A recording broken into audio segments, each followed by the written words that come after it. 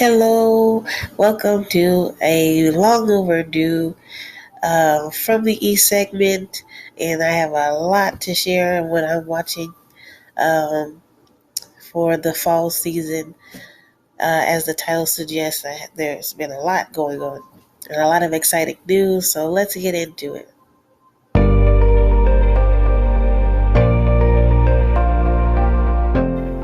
Okay, so first up is from Netflix, a show that I've actually read and watched before. Um, Chinese drama called Love Between Fairy and a Devil, and it's just a cute little romance story between like a opposites attract kind of a thing, where we have um, this young fairy who who wants to be with this particular very prominent god. Um, don't give me line on the names because I can't pronounce them. And but fate has a different thing in mind for her, and um, she ends up meeting um, this other immortal being um, from the Moon tribe, and he is the most powerful and leader of the Moon tribe, and they go banter back and forth and end up falling in love, and that is the bare minimum story. There's a lot that goes on in it of love between fairy and devil. A pure-hearted, fun-loving girl meets a very serious, hard, hard, emotionalist man, and they fall in love. So it's a cute story. I recommend that. Um, and yeah, that's really all I have to say for that. So moving on. Um, Next up is Raven of the Inner Palace. Raven of the Inner Palace is on Crunchyroll, and it is essentially about uh, this lady of the court who is in her own special category and quite mysterious. And all she does is she has special powers that can figure out things spiritually, whether it be finding the dead or just trying to figure out a mystery. So it's somewhat of a detective story, but period piece, with some romance elements in it.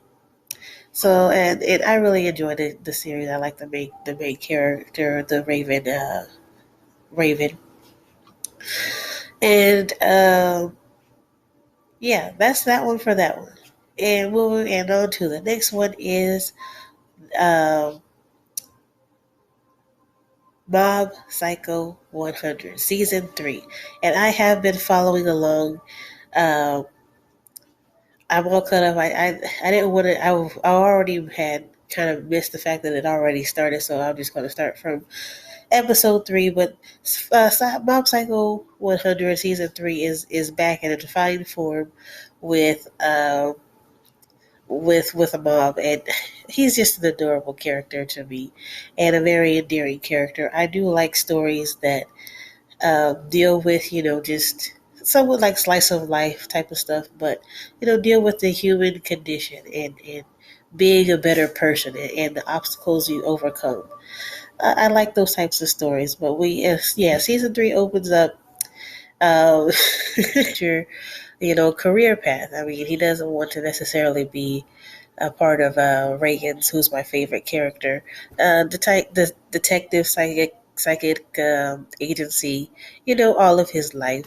So we have that going on, and we're getting into I'm an anime only. I haven't read the manga.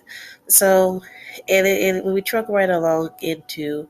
Um, the broccoli tree, the broccoli forest that had sprouted from the last season, and we get uh, these pseudo religious people trying to claim ownership over this this weird happening of this broccoli tree showing up, and we have a mob lookalike um, who's clearly demonic trying to trying to convince people of his authority over this broccoli tree and all of this. So I'm excited to see where Mob Psycho season 3 is going. But it's back in fine form. It hasn't missed a beat, and I really do like the opening for the season 3.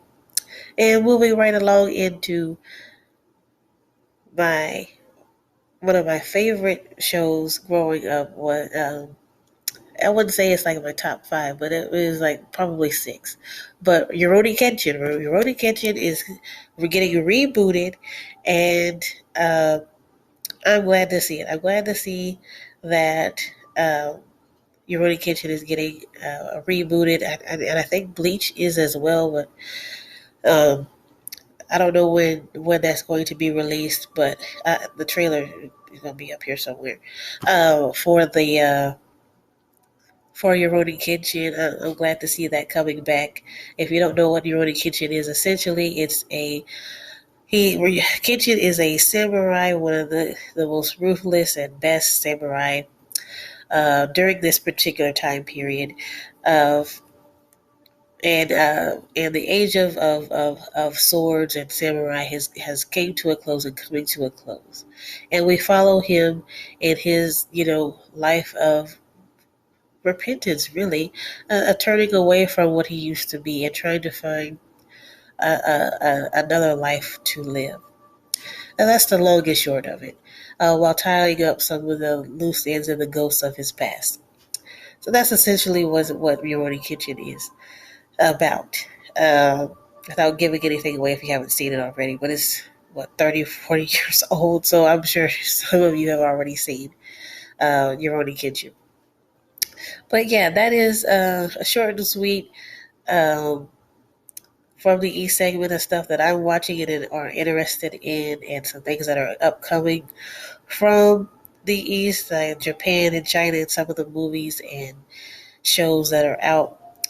But let me know your thoughts and what you're looking forward to or are watching in the comments below, and regarding anything anime, anything Asian, Korean, Japanese, whatever it is. But I will see you in the next one. Bye bye.